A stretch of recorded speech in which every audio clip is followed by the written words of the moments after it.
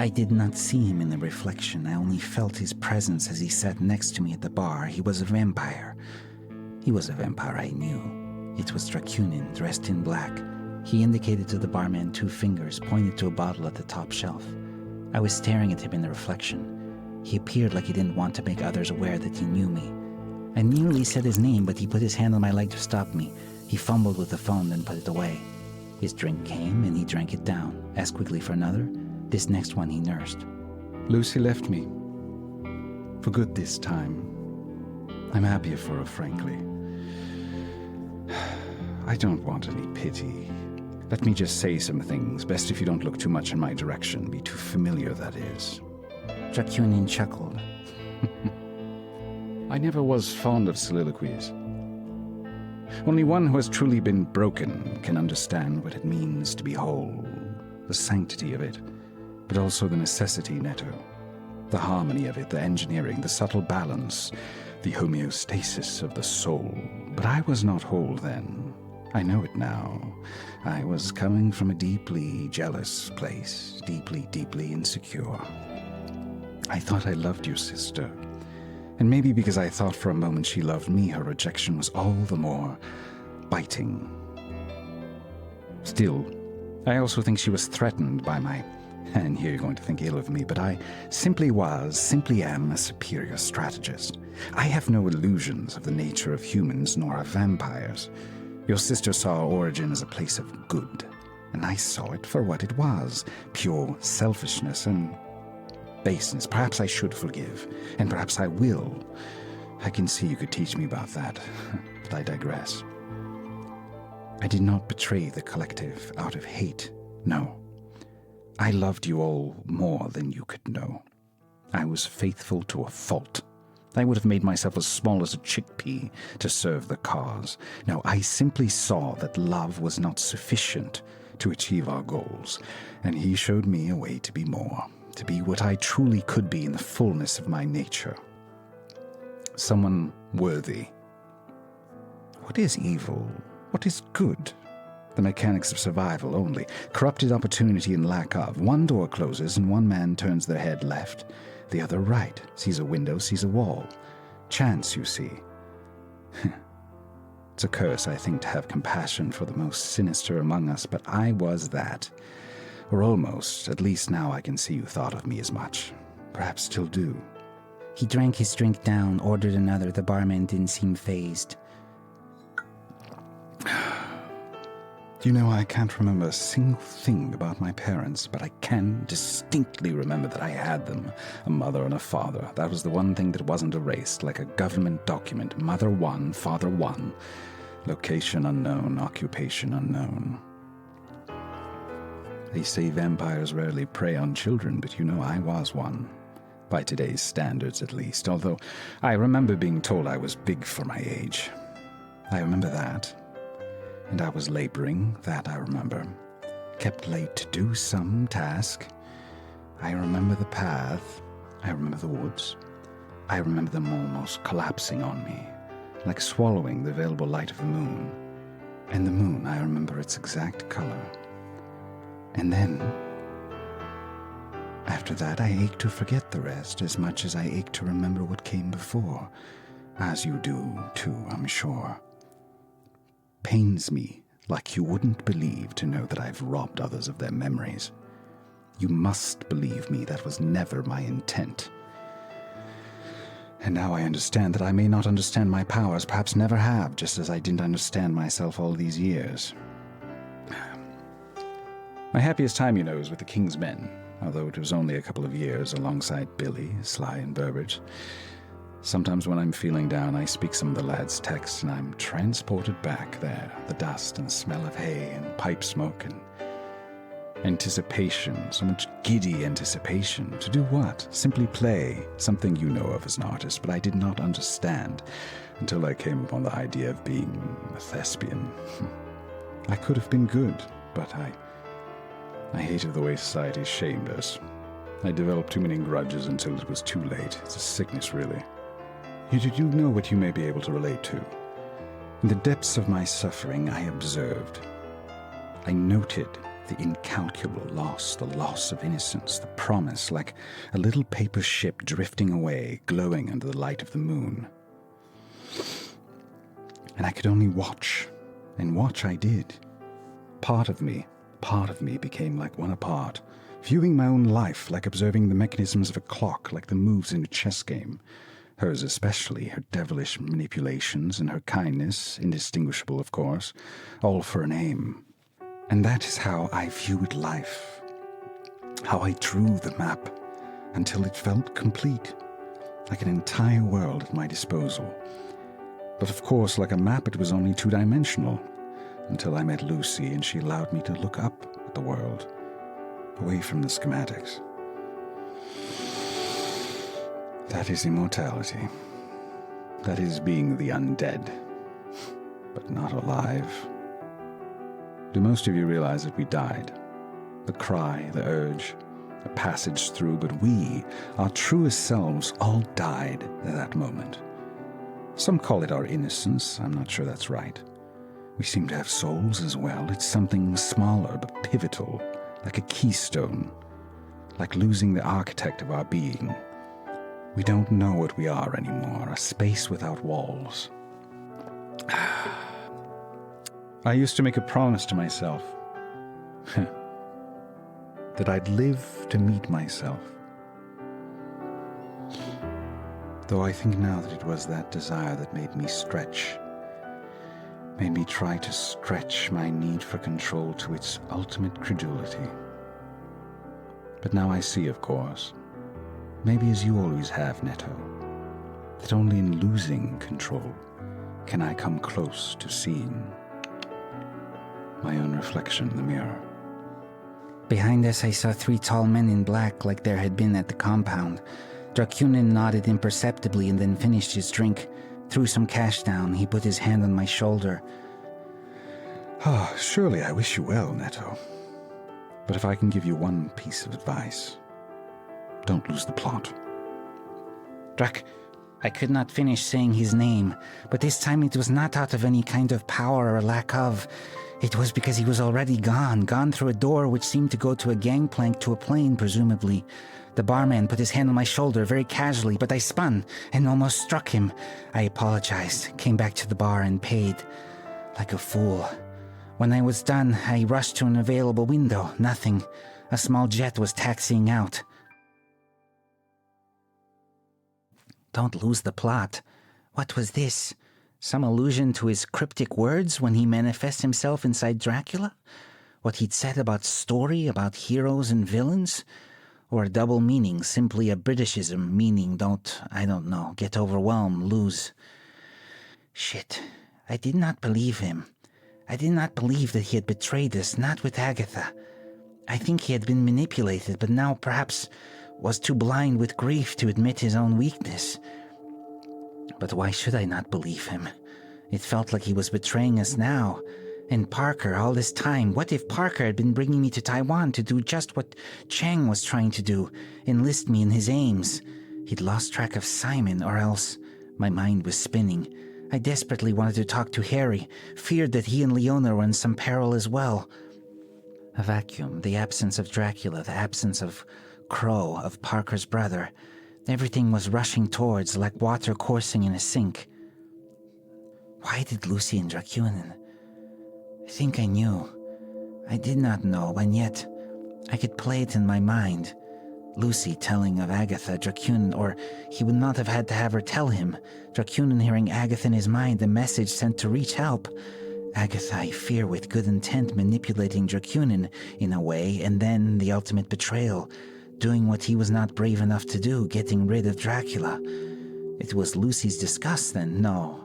I would say it was nothing of the sort. It was all Dracunin, all reflecting in Lucy's eyes, but her love for me was enough for him to interpret it as such, for his jealousy to creep, for there to be not an inch of hope that we 3 could be something complicated, but beautiful. There went my attraction to Lucy. Well, not entirely, but I must accept my own sickness as well. My own desire to, as Dracunin said, meet myself while only continuing to lie to myself. My head was hurting. Oh, Agatha, you meant well, surely. But you could have done less harm by just speaking to us, by not trying to have it both ways. I found myself passing the dragon again, the different but the same dragon. I looked at its eyes. Ho ho, said the voices. What does he want? I found myself asking the dragon out loud. What do you want, Netto? Asked the voices. I want to disappear, but I knew this was a lie. Hello again, Mr. Nettovicious. I'm glad you didn't go far. Chang and his driver were standing outside the airport. I threw the driver my pink bunny bag, and he looked surprised like I'd thrown him a bomb. I got into the back seat with Chang. We drove, but this time much longer, clearly not back to his home. We drove all in silence until we reached countryside, lush. Along the roadway, hush and little waterfalls, what appeared to be little temples like mushrooms dotting the face of nature. Then we took a turn and climbed. A 2-lane road became a single lane, less paved and bumpier. Then we went into a tunnel, into the mountain, and lights came haltingly on as we drove. Chang consulted his phone, then turned it off. I've been thinking. You've given me a lot of time to think about what to say, and I'm grateful for that. There is no need, Mr. Chang. You are a black sheep, I am a black sheep. What is there to talk about? Yes? Well, it's like you read my mind, is that? No, I cannot read minds, Mr. Chang. But I've gotten quite good at reading faces. I said while looking out the window at the darkness thereout. I see. Well, I'm glad to hear it. And you'll be glad to know Parker's out of detention, and so I'm told. And perhaps you'd like to know where we're going? No, it doesn't matter. I know that I am safe with you, and you are safest with me. Well, good. I'm glad you see it that way. And I believe it's quite true. I felt my fangs grow. The dream came back to the forefront of my mind. I gripped the leather seat with the hand near the window. How many times can one be betrayed? Asked the voices. We came through the tunnel into something that was not unlike the shape of a volcano. We parked on a helicopter pad, though there was much space all around. Above us all around, greenery, birds, the passing shadow of sun and not sun. We made our way down off the cement platform down some grandiose steps. It reminded me of the fountain in the rainforest, and yes, there below was a waterfall. We wrapped our way around the perimeter of the inside of the mountain. I looked back at the driver who was carrying my pink bunny bag. For a brief moment I could see him as a child. Impossibly brave boy guarding the last vestige of his innocence behind menacing brawn, and how much he hated yet feared living without his masculinity. It was only my imagination, but I could feel how my powers were shifting. Had they been for Dracunin as well, for Harry, for Leona, all of us in relation to the originator? He is gone, but he is not dead, as is Agatha. Don't lose the plot, said the voices, helpfully as I nearly walked off the side into the ravine. We came upon the backside of the waterfall. We stopped quite like tourists at the middle of it. We all three watched the color of water. Now, come to think of it, this may be our last chance to speak to each other and not be overheard. I can't say for sure anyway.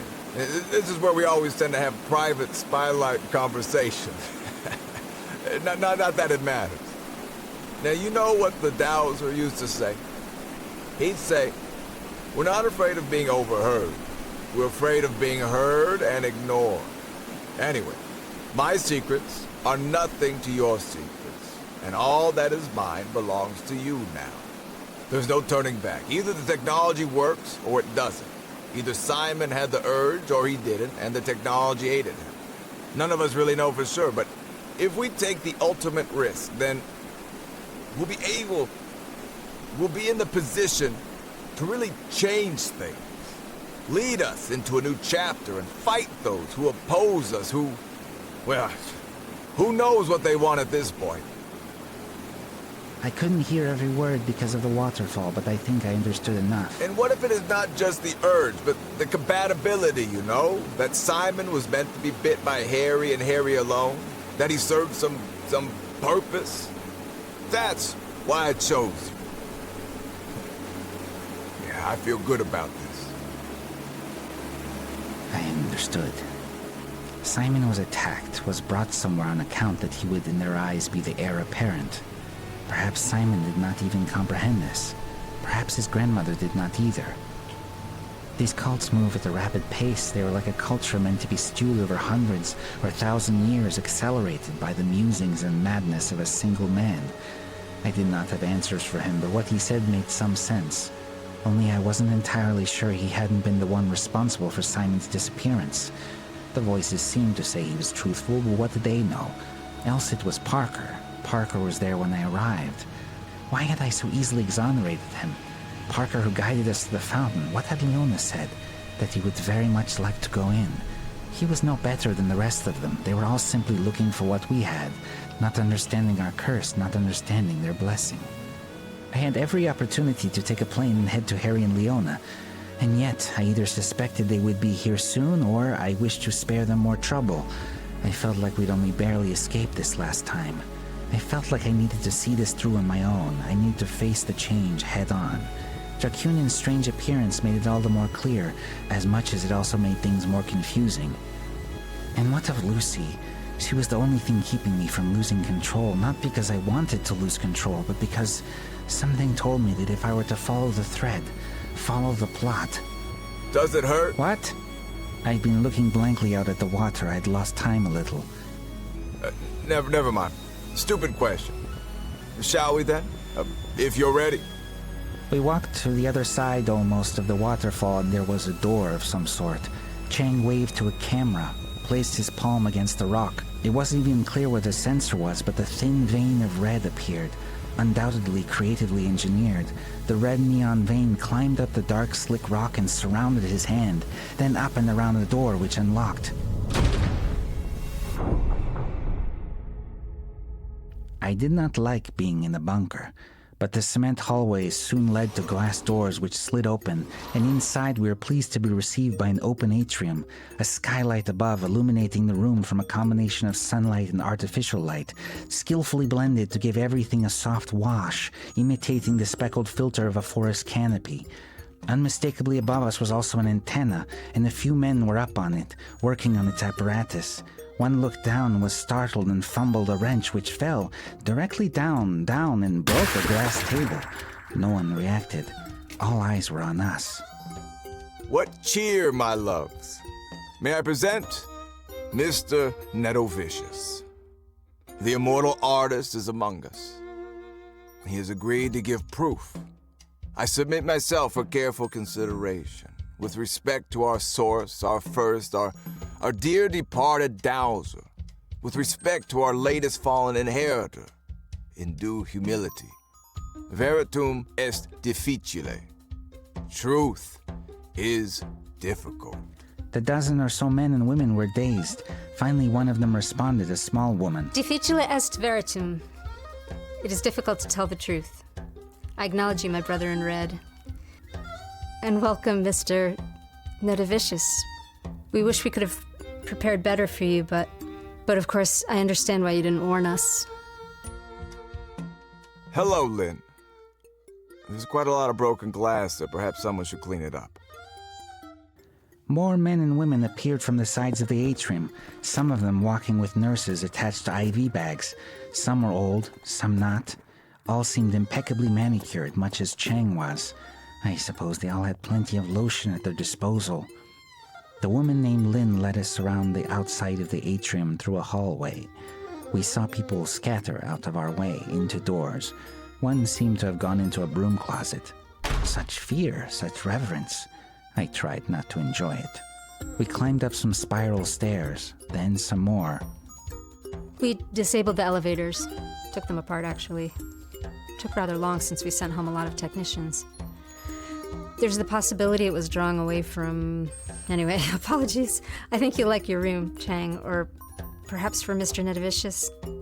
In any case, there's an adjoining small room that we can have ready very soon. Chang started to speak. Smaller is better for me. I'm not very comfortable in larger spaces. They looked at each other and then back at me like I had said something prophetic or strange. I felt myself blush like I had said something stupid. The image flashed. We were in the elevator. We got on, in this alternate dimension. Then the doors opened, the walls streaked with blood. They lay on the ground, their arteries blooming like roses, and my teeth slick with their truth. I howled. Chill, said the voices, though I think they were impressed. Chang seemed to anticipate my need for solitude. The room had a small outdoor patio, a locked-in garden of sorts with a tall bricked wall, looking up at what seemed like a windowed skylight. It was vertiginous. I felt suddenly that I would be dreaming something of portent soon. And what of it? What was the plan? What was the plot? Who were the good guys, who the bad? I would have to see. Nothing in front of me was clear, like walking the Golden Gate Bridge in the fog.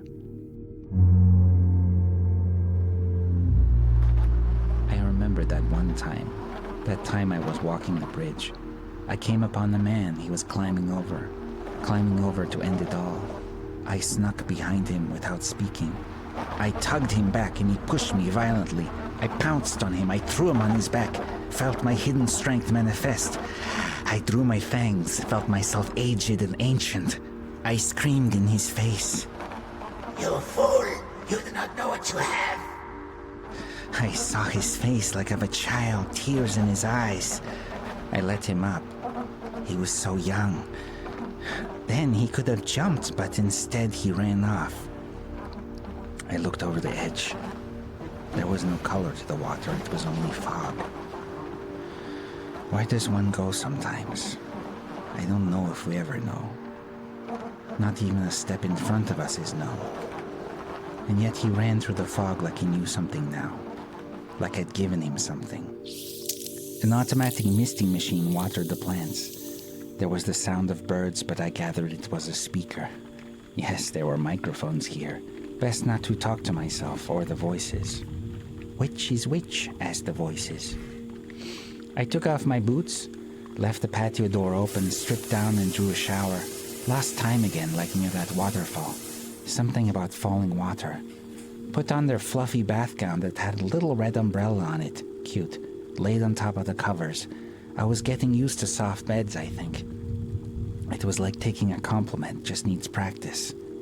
In the distance, through the walls, like a volcano rumbling, I think it was a plane landing or something else. There was a knock at my door. I fastened my robe tightly and looked through the peephole. It was the woman named Lynn, I think. She looked nervous. I opened it. Hi, may I? I'm sorry, Would you mind if we talked? Here in my room? Yes, if that's all right. I gave her an in a moment indication and closed the door and dressed. I then opened it and she came back in. I'm sorry you were resting. I'm very appreciative, thank you. Your room is satisfactory? Most. Without saying anything, she went out onto the balcony to sit. I joined her. It was difficult to tell her age, but on closer inspection she had little crow's feet around her eyes, and she must have been middle-aged, although seemingly someone who took very good care of themselves. I've actually never been in here. No matter. So, hello again. My name again is Lynn. I'm the current CTO for the Society, Chief Technological Officer. The one we had before left. I'm still catching up. Some of my qualifications apply, others don't. I don't really know the details of how these particular elevators work, for one. And the antenna there, well, that must have been a shock to see again. Somewhat. Anyway, I'll cut to it. I know what you must be thinking, what you must have thought. A crazy cult, right? Who are these people? I wouldn't say that all of us believe in everything anymore. I don't. I was born into the RUS. My parents, they were close followers of Mr. Drake. Simon's grandfather, I mean. They didn't live very happy lives. They were always in service to him. And because of that, they weren't in my life very much. Still, I got to go to school. Not everyone gets that privilege in the inner circle. I'm grateful for his inconsistency, for his mercurial nature. While it punished some, it gave gifts to others, which, that sounds like I'm talking about a god or something. With reflection, I've come to the conclusion that what he really was a great storyteller. And those stories, somehow they manage to be retold, copied, prescribed, until you lose touch with it. As a story, it just becomes your reality, or you're not comfortable, too afraid to challenge it, to go out into the world and find your own story. Do you follow? Sure. But of course, as much as some of his beliefs, some of the things he espoused were perhaps not true, one thing was true: your existence. I fought long and hard with myself to let go, and I almost did, to let go of those whom I loved who sought a cure or even just a bit more life. People I loved. Good people. People in my community whom I think I stayed because they were, after all, closer to me than my own blood. I could feel this as the confessional that it was. Lynn was gripping her hands, tense. She could not quite look at me in the eye. She looked up at the wall as if the sound of the birds would reveal actual ones in her mind's eye. I feel so stupid. Here you are with hundreds of years of experience, and instead of asking you questions, I'm bearing my soul. Time is relative. It is only illusion that I may have more wisdom than you, if I may. Wisdom is an individual path, not a vast resource of universal knowledge. Anyway, I think that is perhaps where an organization such as yours is building on a lie, extending past its own truth, which ultimately would be your leader, in their incapacity to examine their own faults. I caught myself off guard. I had never quite put this into words, but I felt her need, wanted to make her feel listened to also, perhaps for her to keep seeing me in high esteem. Ho ho, said the voices. Yes, I see. Individual path. Sometimes I think that's what I'm too afraid to take. Perhaps in our organization it only exists for the leader. I'm realizing now that maybe that's what Chang, what others are craving so much. I guess I'm not like the others in a way that I wouldn't share openly. I fear immortality, perhaps more than I fear death. Life is such pain, although I can't help wanting to help others achieve it. So you all decide who will be the leader, and then? And then, well, it hasn't been spoken about at length. It's difficult without a leader at present. We're all simply allowing, giving ourselves over to the scripture. Which is? When you're lost, he wrote, the leader will be chosen by Fang. Only one unafraid can truly lead. So, Simon. Yes, some would say, but others disagree. In any case, he doesn't appear to want to be our leader, unless you know something different. I've lost track of him. Perhaps you know where he is. No, I'm sorry, I don't. Lynn avoided my eye contact again, but she had largely been doing that. Still, I didn't like the brevity of her answer. Anyway, I'm here because I care about Chang, and I'm afraid, something in my gut, that if he is chosen, that it won't go well. Yes, that would be my feeling as well, so perhaps do not choose him. Well, I only have one vote, but you have more power than that. Yes? So you would like me to leave? No, we'd very much like you to stay. We value your safety and your wisdom.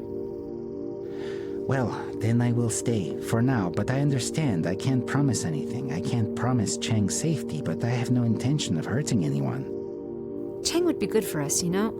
He's a good person. I would vote for him, but I'm afraid doing so would be foolish. Although perhaps not as foolish as some of the others who've presented themselves. They've landed, by the way. You probably heard the rumbling. And if I may, one question. If one of you is chosen, as it were, and what is required of one of us is what I think it is, what hypothetically becomes of them, of us, I mean? Should it be successful? Yes, well, it's not entirely clear. But in a way, you become the source, and they the leader. You are there to guide them, and they would be there for guidance. You would have the full power of the RUS at your disposal. Billions of dollars. Thousands of employees. Connections the world over.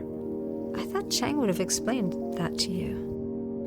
Perhaps I'm sometimes not a good listener. Lynn took that as a joke and smiled nervously. She gave me a little self-conscious bow, then a wave, and then was out my room. The chief technological officer. Pity I hadn't asked her about the technology. Before I could slip back into bed, there was another knock at the door. It was Chang this time. I'm sorry. I just want to see if you need anything. Not I, no, thank you. Unless you'd like to know how tomorrow will go. I let him into my room. At this point, I wasn't feeling like I was going to get much rest anyway. I also wanted to know who had arrived. We sat again on the balcony. The sounds of the forest had changed to night sounds. These sounds, they remind me when I was a child. You know, my parents, they would take me to this cabin in the mountains not far from here. I'd split the time between here and San Francisco. It was very, spare in relation to their wealth. Even as a child, I understood that. But my mother's father had bought it for her before he died, and she treasured it. And it did something to them. when they were in that rustic cabin. Perhaps they were play acting in a way, and I was too.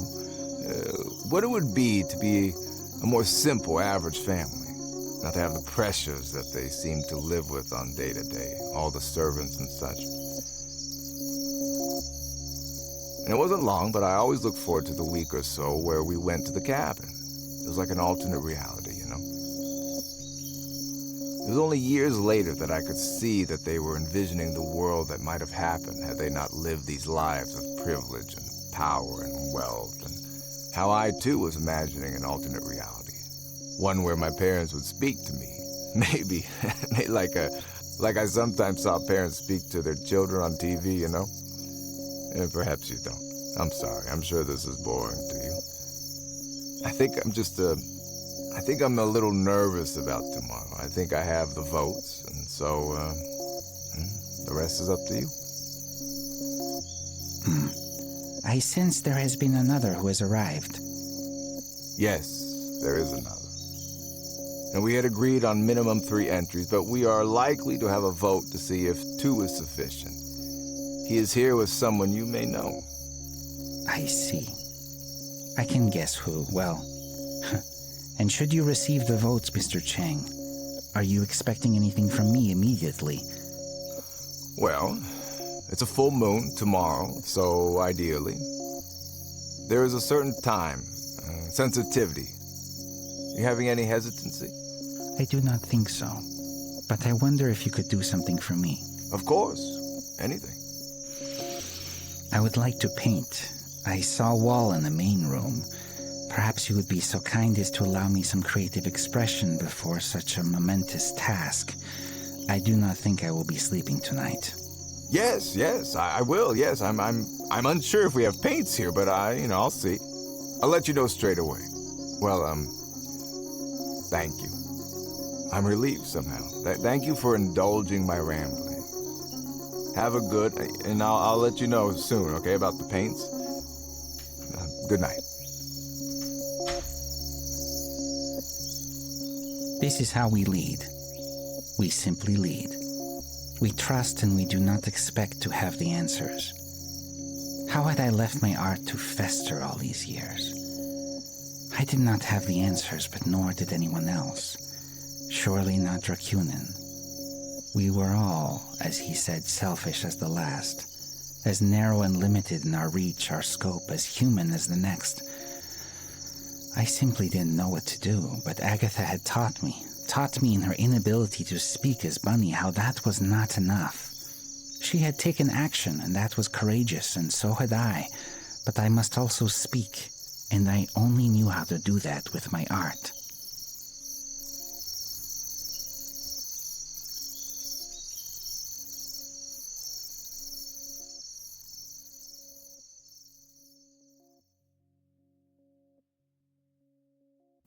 In a few hours I was beckoned to the main room, and there before me was a tarp below the curved wall and a collection of paint supplies and brushes. Some of them were wall paints, other less ideal for the surface, but they would do, a good deal of different colors. Chang had apologized too much, but I assured him I was flexible.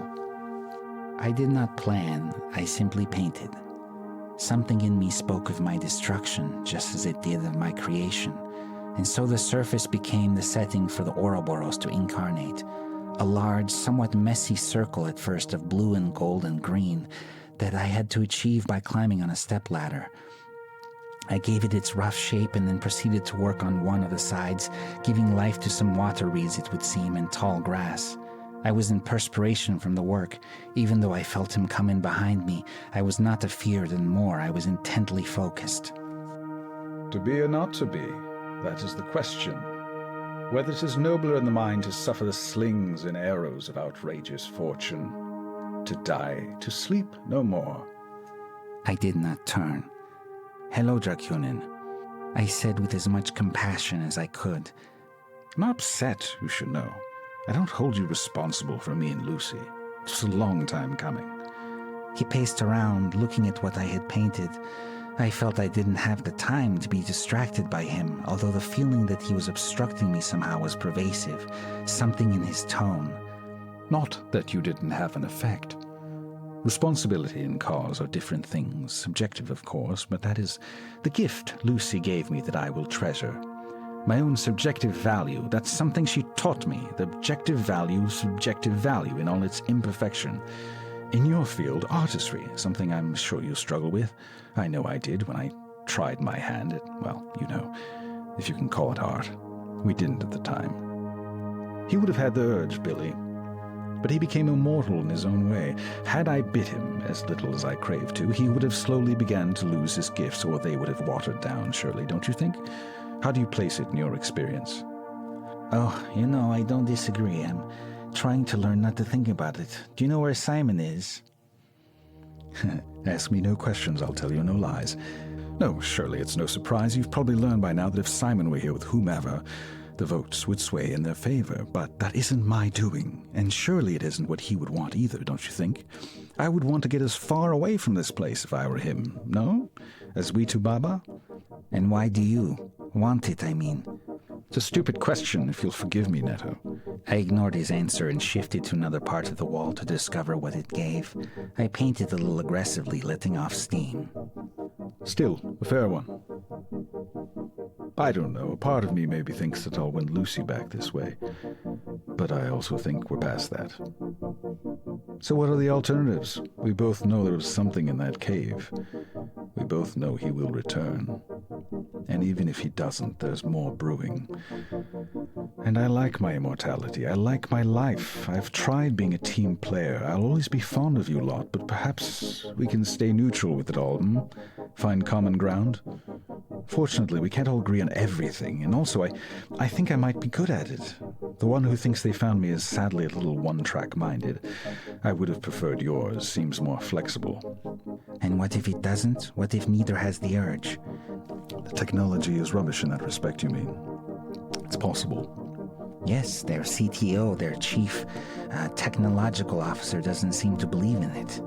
You're here because of Simon. What if I can tell you you won't get any closer to finding out where he is by staying here?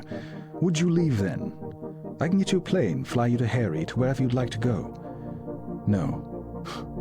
Well, then why are you here, Neto? To prevent a bloodbath. I believe it is what Simon would want. Well, I certainly hope you get your way. In any case, you don't have to worry about me. I can't influence the same as I did before. I may have mine in the palm of my hand, but so do you. I guess it's just a matter of the votes. I'm certainly curious what you'll do if you win. I think you'll do more good than harm, if you ask me, Neto. You deserve a little power, a little influence, don't you think? It's a few quarts of blood for a chance at that. If you take the plunge, I'd be the last to step in your way, just so you know. I've always liked you, even loved you as a brother. I looked at Rakunin. This was no manipulation. It touched me for a brief moment, though I was suddenly scared, as if he would kiss me somewhat pornographically. So, yeah, part of me would be like, I don't know, probably return to Australia, go surfing. Probably drown myself, maybe not. Maybe I just keep on living. But I'd ask you not to bother me in any case. I think I've reached my limit. I think I need to just be who I am, you know. Anyway, good night. I like what you're doing, by the way. Looks promising. I hated this. I hated not trusting in others. I had worked hard, I realized, to dismantle that mistrust. My relationship with Harry had been proof of it, but now I suppose I simply needed to trust in myself. So I kept painting, tried to forget myself, and the painting began to speak for itself.